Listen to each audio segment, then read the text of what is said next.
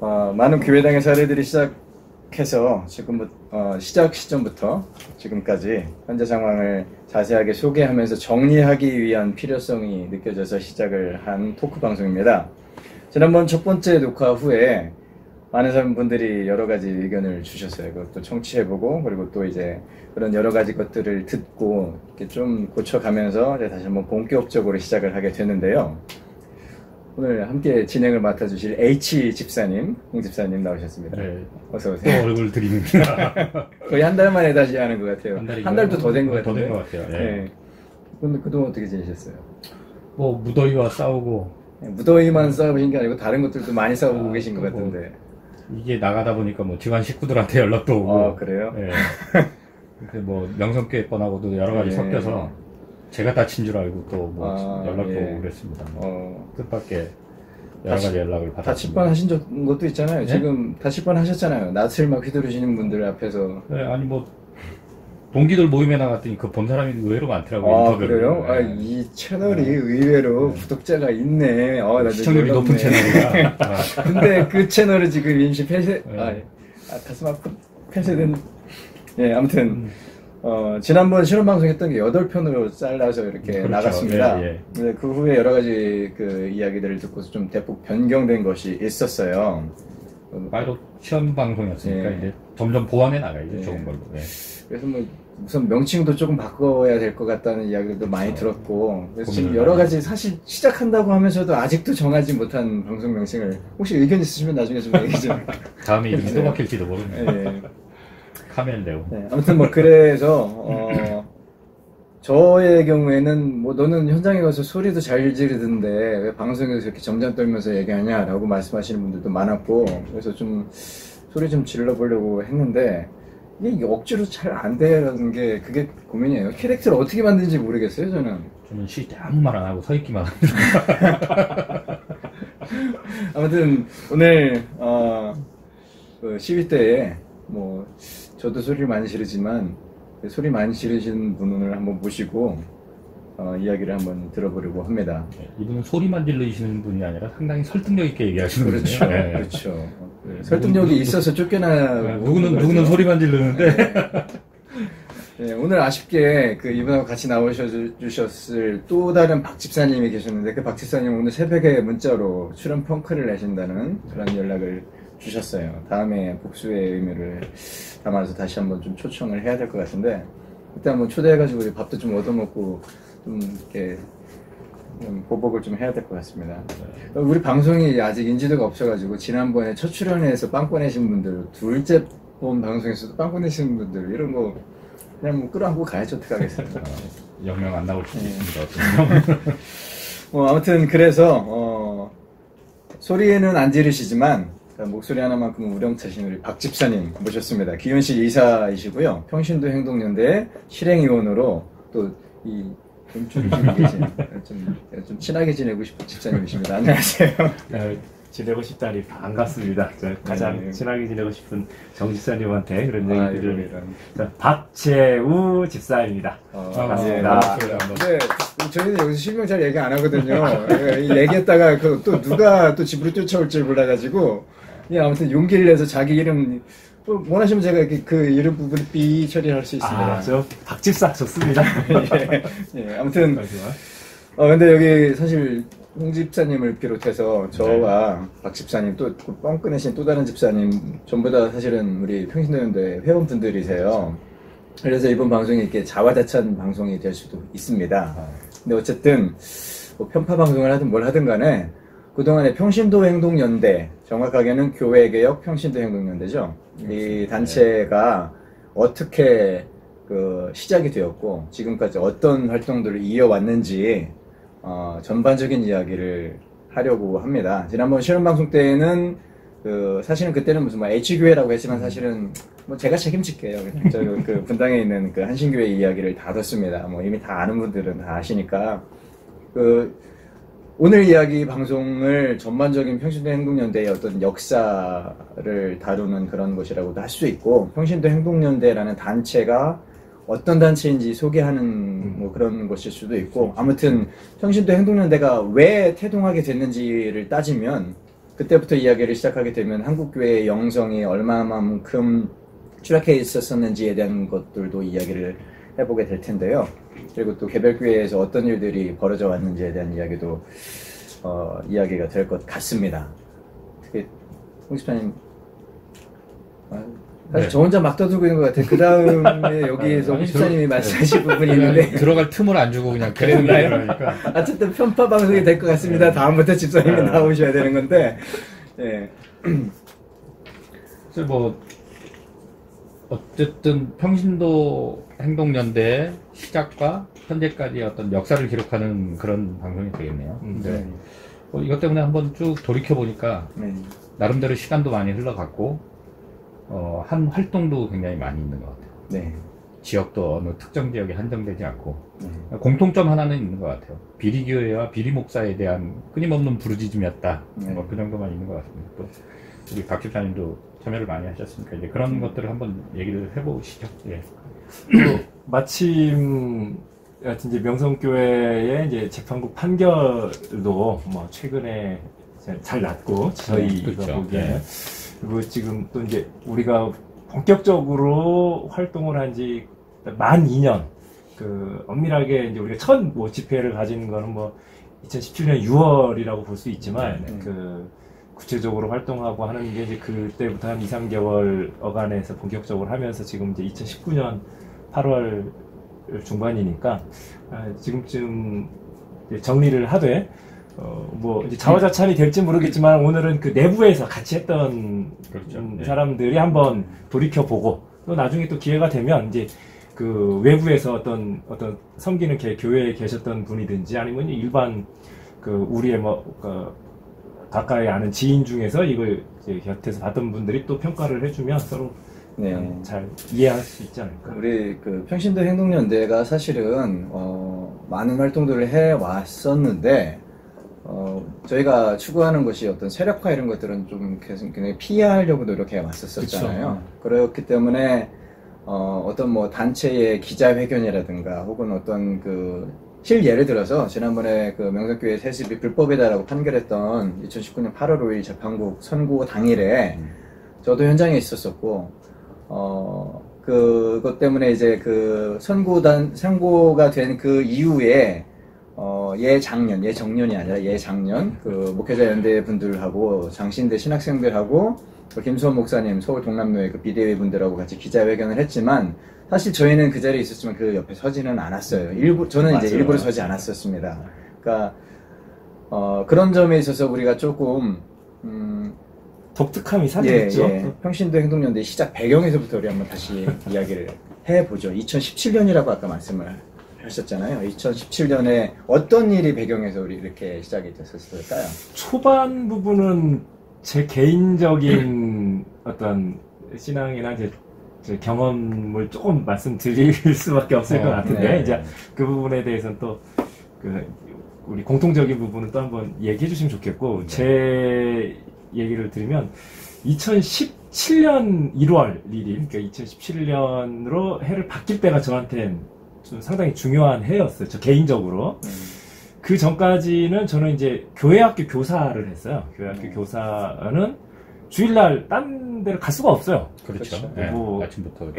그 청가대라든지 다른 교회 봉사는 뭐 어른들의 양해만 구하고 처갓집을 가든지 그렇죠. 어디 모임을 갈 수도 있는데 누가 대신할 사람이 교회학교 교사는 이제 그런 게 아주 아이들한테 영향을 끼치기 때문에 되게 좀 주저하게 되고 특히 저는 정말 열심히 교회학교 교사였거든요. 또 가장 민감한 사춘기인 중등부 교사를 20년 넘게 쭉 해왔는데 굉장히 어려운 부분을 맡으셨습니다. 아주 재밌게 해왔죠. 그런데 2016년까지 점진적으로 우리 한국 교회 상황이 이제 어떻게 변했는지야 뭐 이 프로를 보는 사람은 대부분 다 느낌이 올 테고 이제 저도 이거 한국 교회가 이래가지고는 안 되는데 라는 생각을 갖던 차에 2016년 마지막 주에 이제 교회학교 사임을 하고 2017년 첫째 주부터는 제가 이제 교회에서 맡은 거 없는 거예요. 교회학교 모든 사역을 놓으시고 그 중에서 제일 문제가 되는 건 주일날 그 예배 시간에 교회학교 교사였죠. 다른 것들이야 뭐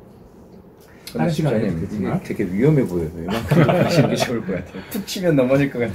그래서 2017년 첫 주부터 제가 뭘 했냐면 그 목사님한테, 담임 목사님, 우리 교회 목사님한테 양해를 구하고 난 다른 데서 예배를 좀 드려보고 싶다. 교회 탐방을 하고 싶다. 그 교회 담임 목사님 어느 교회? 그러니까 저는 이제 하늘빛 광성교회라는 데 일산에서 섬겼는데 탐방기 이렇게 블로그인가 어디 카페에 올리시는 거 저도 얼핏 봤어요. 그거를 시작을 한 게 이제 2017년 1월 첫째 주였어요. 그러면서 이제 주일날 그 시각에 우리가 예배드리는 시각에 좀 작고 건강한 교회라고 알려져 있는데 위주로 이제 인터넷에서 찾아보고 또 지인 통해서 소개받은 데를 쭉 이제 다니다가 그 과정 중에 이 카타콤 교회라고 하는 그 당시에 가장 핫한 내가 복음이다라는 방송을 하는 카타콤 교회도 가보게 되고 또 아르케처치라는 데도 가게 되고 뭐 이제 그런 기회가 2017년 초반에 1월, 2월, 3월 달에 이제 그런 일이 있었죠.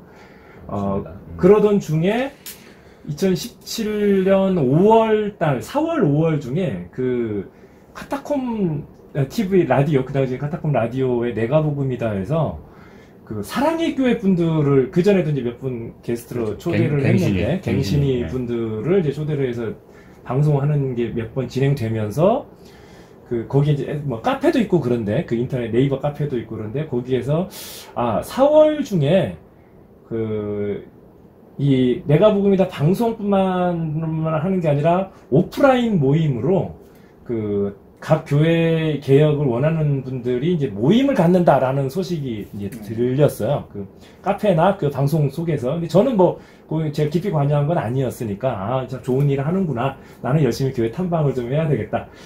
라고 하지만 거기 모이는 분들은 대체적으로 다 아는 분들이었었는데 그런 일이 있었고 3월달에 2017년 3월달에 명성교회가 청빙 총회를 공동의회를 해서 3월 20며칠 날인가 그 저녁 예배 때 그 청원 이제 김하나 목사를 이제 청빙하는 것에 대한 투표를 하는 날이 있었어요. 이제 저는 이제 기독교 윤리실천운동이라는 그 NGO의 회원이기도 하고 또 교회기획 실천연대도 잘 알고 그러니까 그날 오전에는 탐방을 하고 오후에는 그 반대하는 항의 시위를 하러 이제 그 명성교회 앞에 왔었거든요.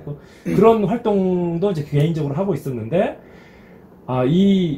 그 내가 복음이다라는 팟캐스트에서 어떤 모임이 구체적으로 진행이 돼서 6월부터는 행복연대라는 이름으로 그 행복연대가 행동하는 복음연대래요. 이름도 좋고 뭐 행동하는 복음, 내 취지에도 맞고.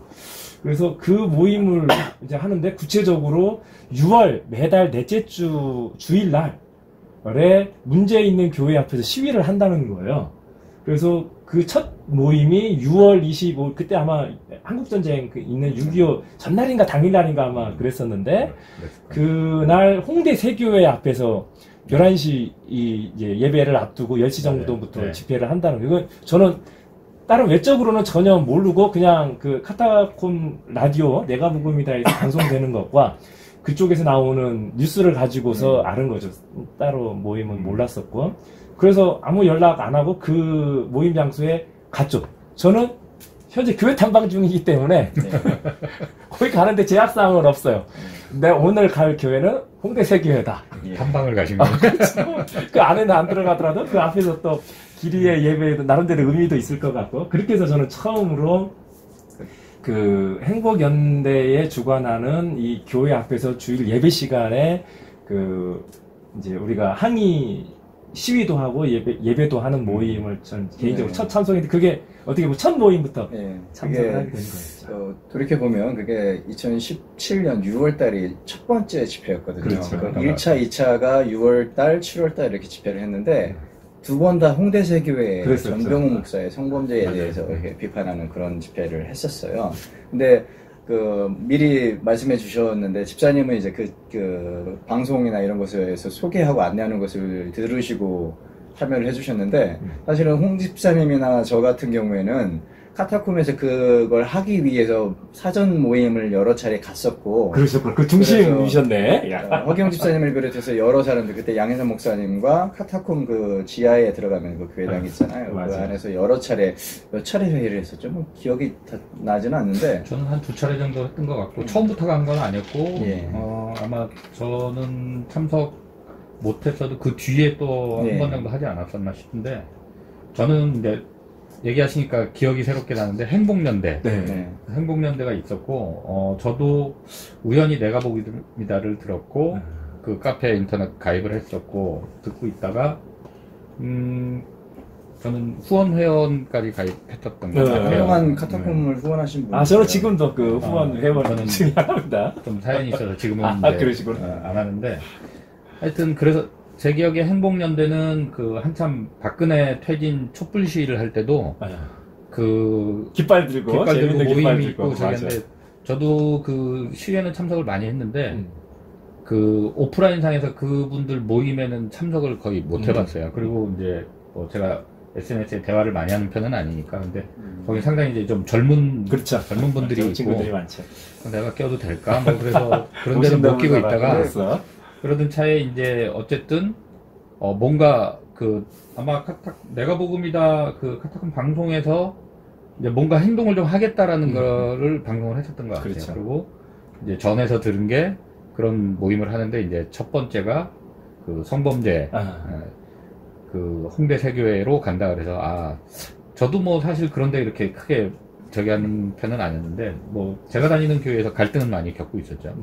그리고 뭐 저하고 뜻이 같은 사람이 많지가 않으니까 뭐 문제 제기만 뭐 회의 때나 이렇게 하던 차였는데, 눈을 좀 돌려서 그쪽도 전병 목사가 워낙 유명했잖아요. 뭐 저는 그 전에 이름은 몰랐고 이제 그 범죄 사실이 알려진 뒤에 이런 사람도 있구나.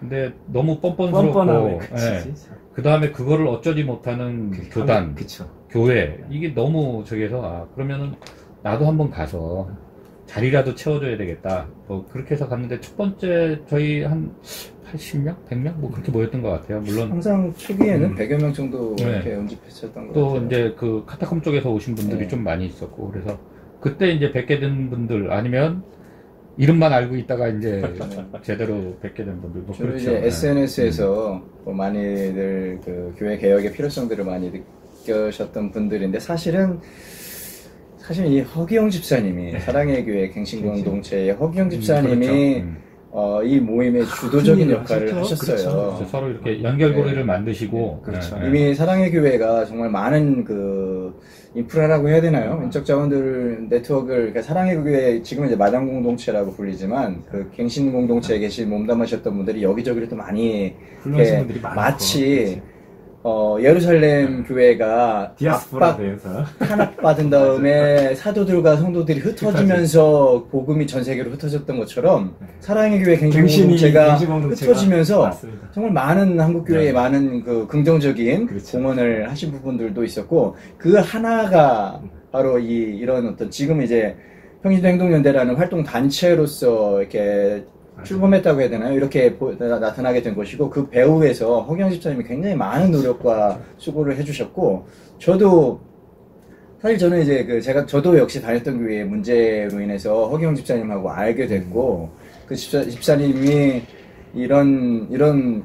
마침 그 2017년이 마틴 루터의 종교개혁 500주년 기념이었어요. 그러면서 이제 그때 당시의 이슈가, 이 대형교회 목사님들이 너무 한국교회를 욕먹이고 있으니 우리 성도들이, 일반 성도들이 나서서 뭔가를 해야 되지 않겠느냐, 목사님들께 맡겨둬서는 아무것도 되는 것이 없으니 뜻 있는 성도들이 나서서 뭔가를 해보자 라고 해서 이제 그런 논의를 하기 위해서 오프라인에서 모여서 했는데, 뭔가를 회의를 하려고 하면은 장소가 필요하잖아요.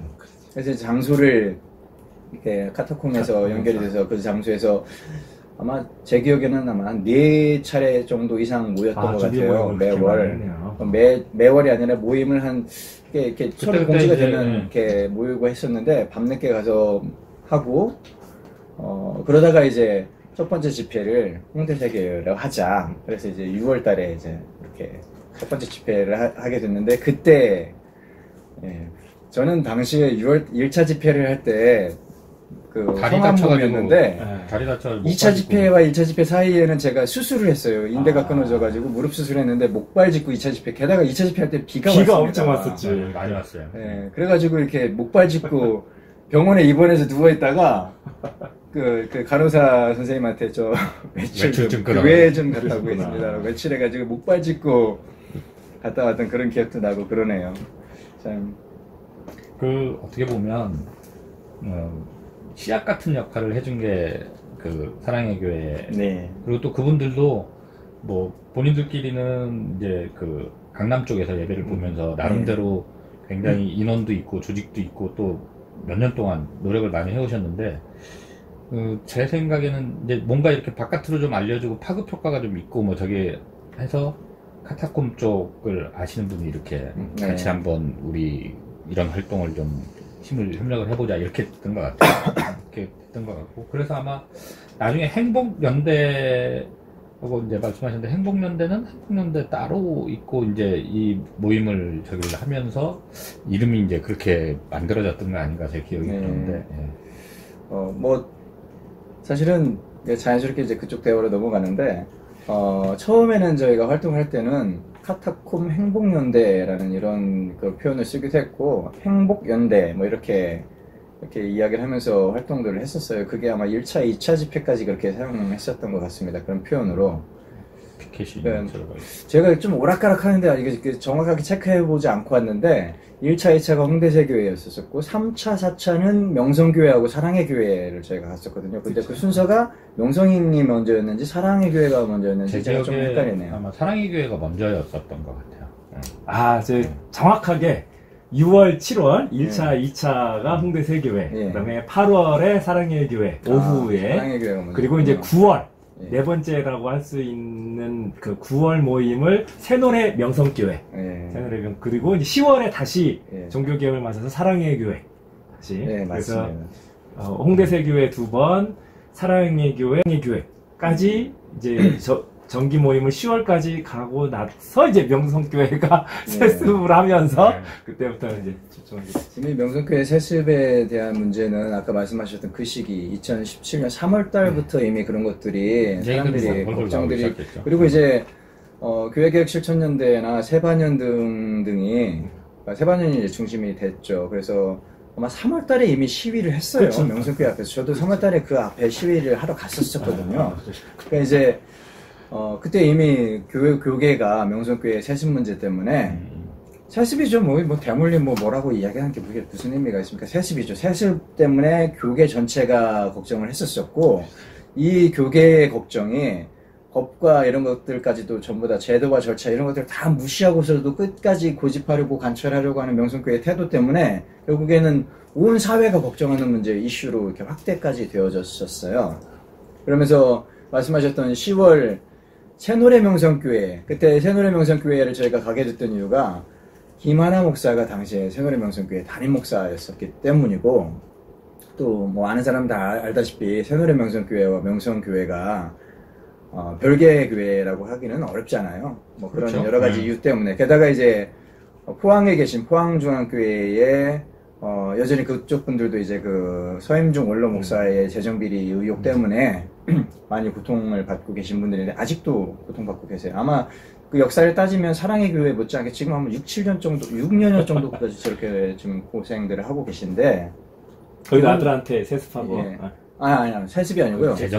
재정비리 때문에 그 후임 목사에게 개별적인 근로계약을 작성을 하고 쉽게 말하면 이제 내가 너한테 왜 물려줄 테니 내 것 좀 커버해줘 이런 거죠. 아마 모르긴 몰라도 모르긴 몰라도 김삼환 목사께서 아들한테 굳이 줘야 되는 이유하고 비슷하지 않을까. 여기 뭐 800억의 비밀이라는 표현이 사실은 세상 사람들이 명성교회를 향해서 왜 온 세상에 다 반대해도 굳이 하려고 하느냐라고 하는 그런 의혹을 제기하는 표현이 800억이잖아요. 그렇죠. 이유가 있겠죠. 피부치한테 줘야 되는 이유가. 뭔가 왜라고 항상 저희도 그 교회당 앞에서 정말 주구장창 왜라고 질문을 했는데 돌아오는 소리는 뭐 비난과 저주와 욕설과 막말 이런 것들밖에 없었는데 뭐 하다못해 지난번 최근의 집회에서는 어떤 여자분은 세습해서 너무 행복하다고 우리 앞에서 자랑하고 가시는 분들 그런 분들까지도 만나본 적이 있는데